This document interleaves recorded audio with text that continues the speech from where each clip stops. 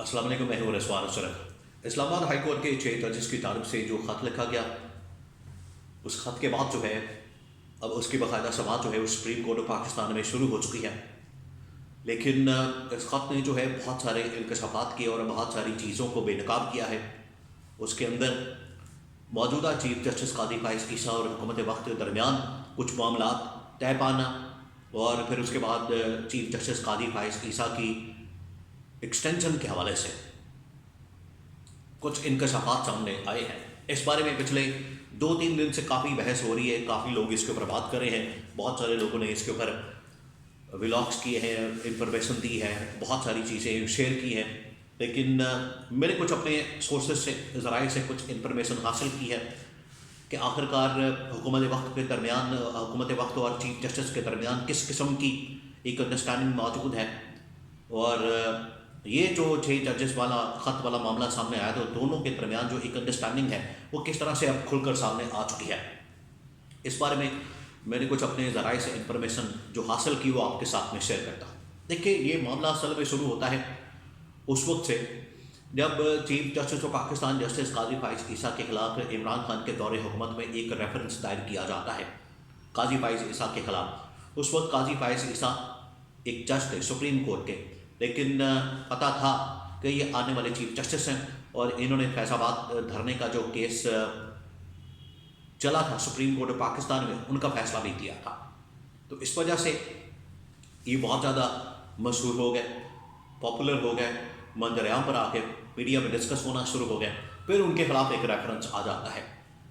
उसमें कादी फाइज़ ईसा ने ये समझा कि शायद ये जो रेफरेंस है उस वक्त की गवर्नमेंट की जानब से, यानी कि इमरान खान और सदर आरिफ अलवी की जानब से भेजा गया है, PTI की जानब से भेजा गया है। तो इन दोनों के दरमियान जो है वो एक किस्म की टेंशन पाई जाती थी, दोनों के दरमियान जो है एक किस्म की रंजिश, और दोनों के दरमियान चपकलश, या उन दोनों के दरमियान जो है एक आप कह लें कि दोनों के दरमियान इख्तलाफात की एक सूरत हाल पैदा हो गए। और काजी फाइज़ ईसा ने समझा कि ये जो हुकूमत है, ख़ास तौर पर जो इमरान खान है, इन्होंने मेरे ऊपर ये सारा कुछ मुकदमा रेफरेंस वगैरह फाइल किया है, और मेरे जो रिकॉर्ड्स हैं, जो प्रॉपर्टियां हैं, और ये तमाम चीज़ें वो मंदिर यहाँ पर लाए हैं, और उसके पीछे सिर्फ और सिर्फ इमरान खान का हाथ है। तो उस बुनियाद के ऊपर जो है वो फिर चीफ जस्टिस कादी फाइज़ ईसा समझते रहे कि ये इमरान खान की वजह से सब कुछ हुआ है, जबकि इमरान खान उस वक्त खुद कह चुके हैं कि इसमें मेरा कोई किरदार नहीं, इसमें मेरा कोई अमल दखल नहीं, और ये वज़ीर कानून ने मेरे पास भेजा था रेफरेंस, और मुझे कहा गया कि ये रेफरेंस भेजना है, तो मैंने भेज दिया। ये एक इस्टेब्लिशमेंट की तरफ से आया था, ये कहीं और से आया था। इमरान खान ये बात करते हैं कि ये इस्टेब्लिशमेंट की तरफ से आया था या कहीं और से आया था, और कहीं से आया था तो इससे मुराद तो इस्टेब्लिशमेंट ही है। तो इमरान खान तो उधर इशारा करते हैं। तो इमरान खान ने कहा कि इससे मेरा कोई ताल्लुक वास्ता नहीं था।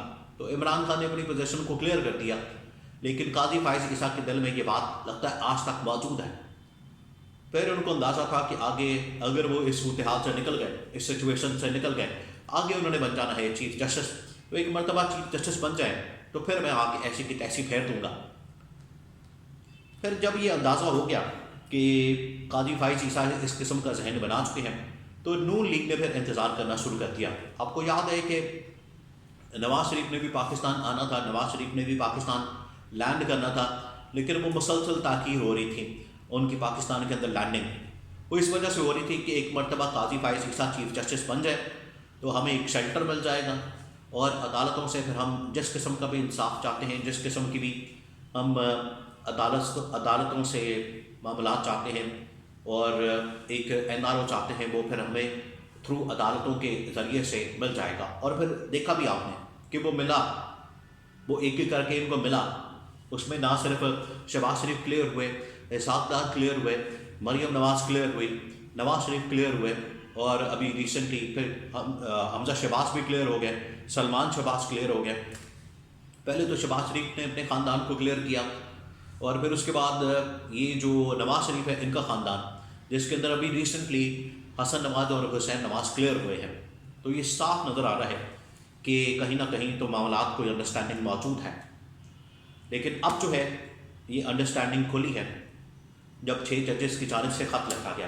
अब 6 जजेस की जानिब से जो ख़त लिखा गया है, इसके अंदर जजेस ने तो वाज़ेह तौर पर कह दिया कि सुप्रीम कोर्ट इस मामले पर नोटिस ले और सुप्रीम कोर्ट जो है इस मामले को टेकअप करे और वो चीज़ों को आगे चलाए, वो चीज़ों को आगे बढ़ाए। लेकिन बजाय इसके कि सुप्रीम कोर्ट पाकिस्तान इसके ऊपर नोटिस लेती, जुडिशल कमीशन बैठता या सुप्रीम जुडिशल काउंसिल इस वाले से कोई तहकीकात करता, चीफ जस्टिस ने पकड़ के तो ये मामला भेज दिया एग्जीक्यूटिव को या हुकूमत वक्त को या शहबाज हुकूमत को। यहाँ पर मसला क्या हुआ? यहाँ पर मसला ये हुआ कि जो फुल कोर्ट मीटिंग कॉल की गई चीफ जस्टिस की जानिब से, वहाँ पर डिस्कशन हुई और वहाँ पर बहुत ज़्यादा इख्तलाफात थे और मेजॉरिटी यही थी कि आप इस मामले को शहबाज शरीफ की तरफ ना मूव करें बल्कि इस मामले को खुद देखें। तो जब शहबाज गवर्नमेंट की जानिब से तसद्दुक जिलानी पर मुश्तमिल एक रुकनी बेंच बना दिया गया, कमीशन बना दिया गया, तो तसद्दुक जिलानी ने, अब ये मैं आपको खबर दे रहा हूँ कि तसद्दुक जिलानी ने ये कहा कि मुझे ये फुल कोर्ट की जो मीटिंग हुई है इसके मिनट्स दिए जाए, इसके अंदर क्या डिस्कस हुआ है, इसके अंदर क्या बातचीत हुई है और क्या वाकई में मेरा नाम वहाँ पर कंसेंसस के साथ, इत्तेफाक राय के साथ फ्लोट किया गया है, इसके बारे में मुझे बताया जाए। तो वहाँ पर तसद्दुक जिलानी ने सवाल उठाया, लेकिन फुल कोर्ट की जानिब से, सुप्रीम कोर्ट की जानिब से जब इसके ऊपर इनकार किया गया मिनट्स देने से, तो मिनट्स देने से क्यों इनकार किया गया?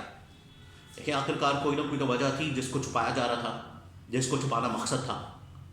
उसके बाद फिर तसद्दुक जिलानी ने इस किस्म के कमीशन को चलाने से माजरत करी। उन्होंने कहा कि अव्वल तो ये कमीशन बनना ही नहीं चाहिए और इन्होंने एड्रेस किया है सुप्रीम कोर्ट को, तो सुप्रीम कोर्ट इसकी तहकीकात करे और कमीशन का इसमें कोई काम नहीं। और पहले से जो आपने TORs डिसाइड कर लिए हैं और जिस किस्म के आपने स्टेटमेंट्स दे दिए हैं, उसके बाद तो मेरा इस कमीशन में बैठना बनता ही नहीं।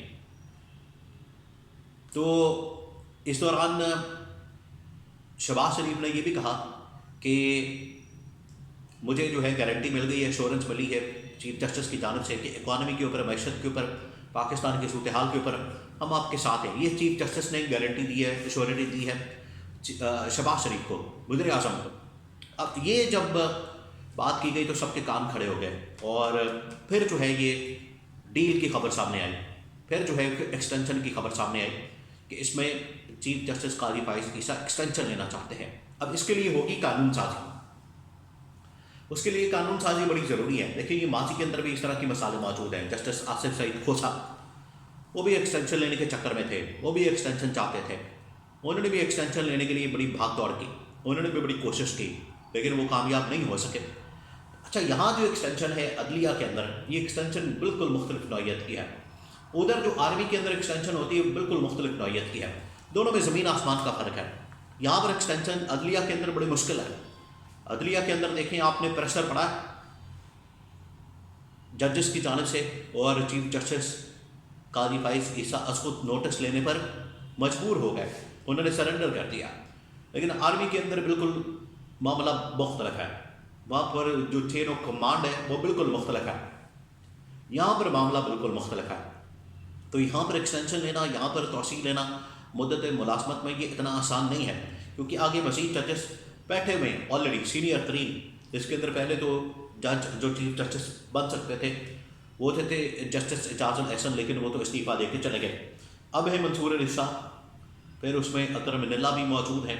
तो ये बड़े सीनियर जजेस हैं, ये लाइन में लगे हैं, इन्होंने आगे चीफ जस्टिस बनना है। तो ये इतनी आसानी से नहीं हो सकता कि काजी फाइज ईसा 3 साल की एक्सटेंशन ले लें और इनका जो टेन्योर है वो मर जाए, वो फारिग हो जाए, वो ख़त्म हो जाए और इनका जो चांस है या इनको जो उम्मीद है वो ख़त्म हो जाए।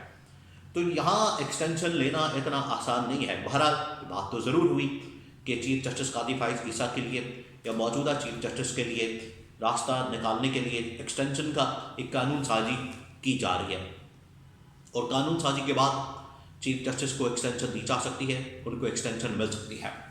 ये जब बात सामने आई तो उस वक्त ये इंकशाफ हुआ कि दोनों के दरमियान एक अंडरस्टैंडिंग डील की एक अंडरस्टैंडिंग मौजूद है और दोनों जो है मामलात को इसी मुताबिक, इसके मुताबिक, डील के मुताबिक, अंडरस्टैंडिंग के मुताबिक लेकर चल रहे हैं। और नज़र भी आ रहा था, क्योंकि अगर दाल में कुछ काला ना होता तो ये जो तसद्दुक जिलानी की जानिब से منٹس مانگے گئے فل کورٹ میٹنگ کے تو ان کو دے دیے جاتے لیکن انکار کر دیا کیا، جس کی وجہ سے یہ ثابت ہوتا ہے کہ دال میں کچھ کالا تھا، دال میں کچھ گڑبڑ تھی، معاملہ کچھ گڑبڑ تھا، اور وہی اصل میں وہ جڑ ہے، روٹ کاز ہے، جہاں سے اندازہ ہوتا ہے کہ ایک انڈرسٹینڈنگ موجود ہے حکومت وقت اور چیف جسٹس آف پاکستان قاضی فائز عیسیٰ کے درمیان۔